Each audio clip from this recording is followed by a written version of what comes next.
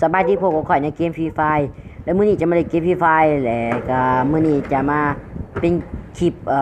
ซ่องเลยเป็นคลิปประจำของซ่องเลยเนาะคือเกมฟรีไฟกับเกมสงครามบางเทื่ออาจมีเกมสร้างเมืองรวมนางมีเกมอื่นนะ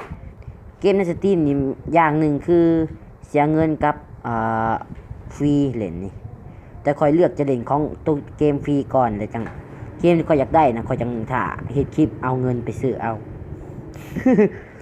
มันก็บ่มีบ่หลายดอกซ้ำ$1010อิหยังนี่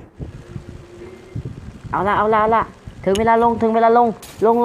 งเอาล่ะตอนนี้ก็มาฮอดช่วงที่เฮาจะเล่นแล้วเนาะสิโชว์ความเป็นมหาอำนาจให้เบิ่ง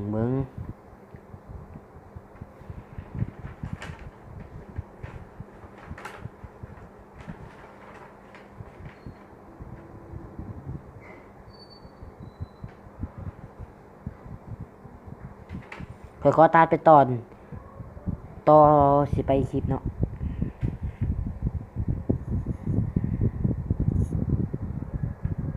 เอามีคนมาลงอีกแล้ววันนี้นะเอาเข้าไป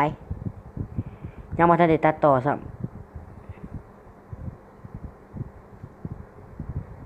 ไผโหถือว่าผู้นั้นมีอำนาจ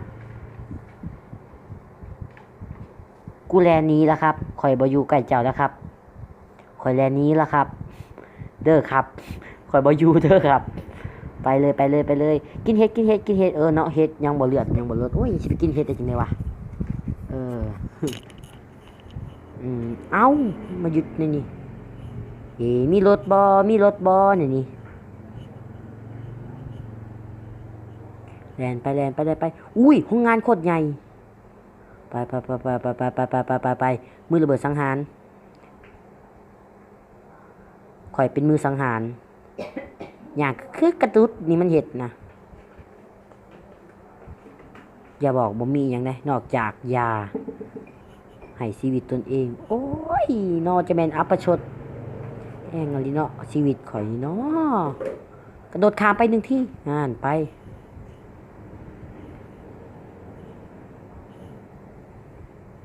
เฮลโลจ้าบ่มีหยังอยู่บ่เอ้ยข่อยแฮงมักปืนตัวนี้ซ้ำ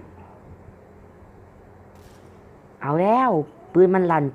อ้ายปืนมันลั่นเห็นบ่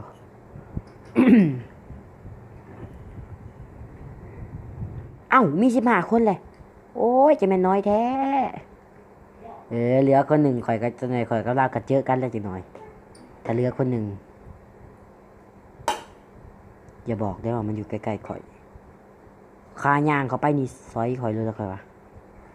มีบ่มีอีซองน้ำอีซองน้อยๆน้ำอีกขาบศิลาคือขาบศิลาคือปืนขาบศิลาแฮงเลยนี่อุ้ยข่อยยังมักซ้ำมีดอันนี้บัดเวลากระสุนเบิดแลนไปผ่านหัวเขาเจ้า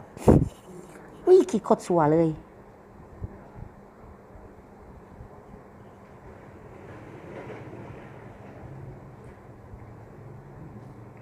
เอาปืนนี่เลยดีกว่าเลเวลยังอันนี้โอ้เลเวล3เอามา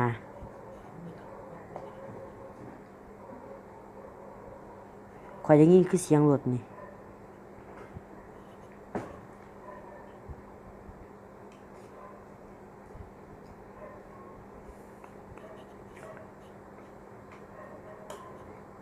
มันคงอยู่แถวนั่นแหละ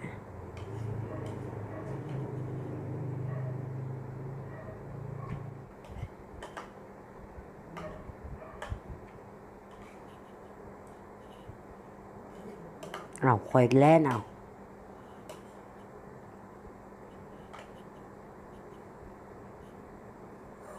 มันโบเห็นให้ไผจักดีเลย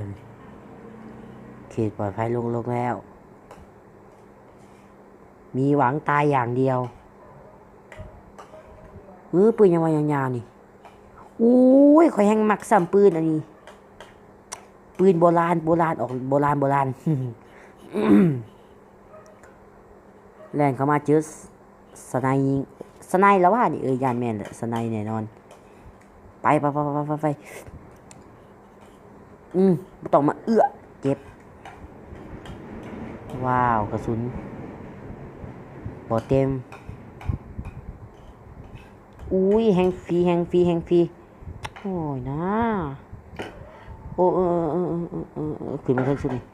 แฮงฟรีกระสุนนี่ฟรีฟรีฟรียา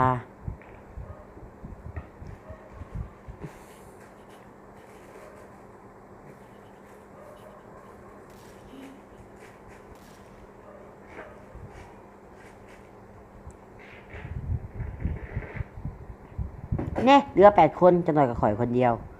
ขี่ไปหารถก่อนเฮาขี่ไปหารถก่อนโอ้ยหนอ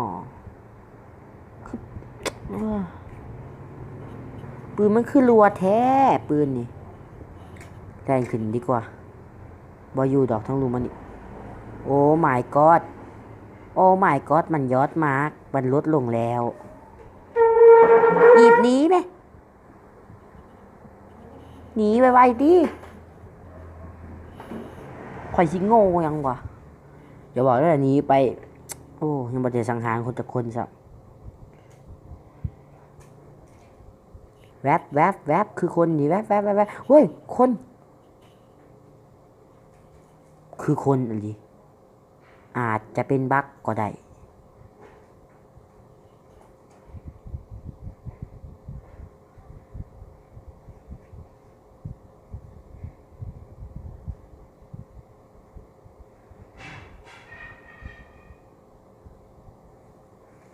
ไ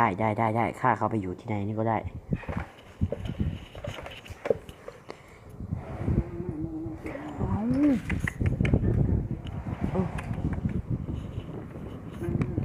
วิ่งขึ้นไปนะ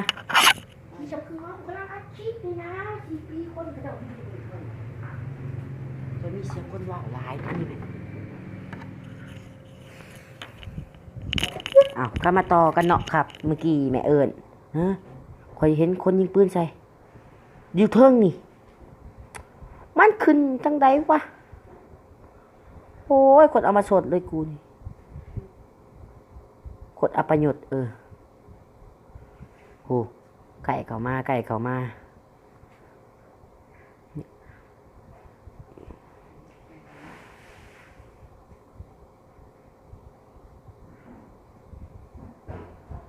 มึงอยู่แถวไหนมันอยู่แถวไหน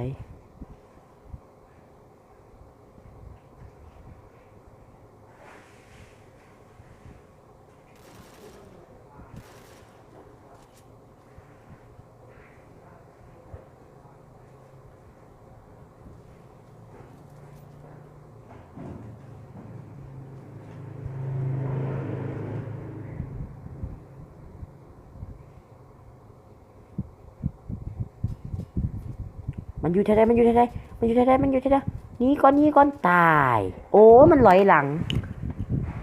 ยอมวันนี้ขอจบคลิปแต่เพียงเท่านี้เนาะ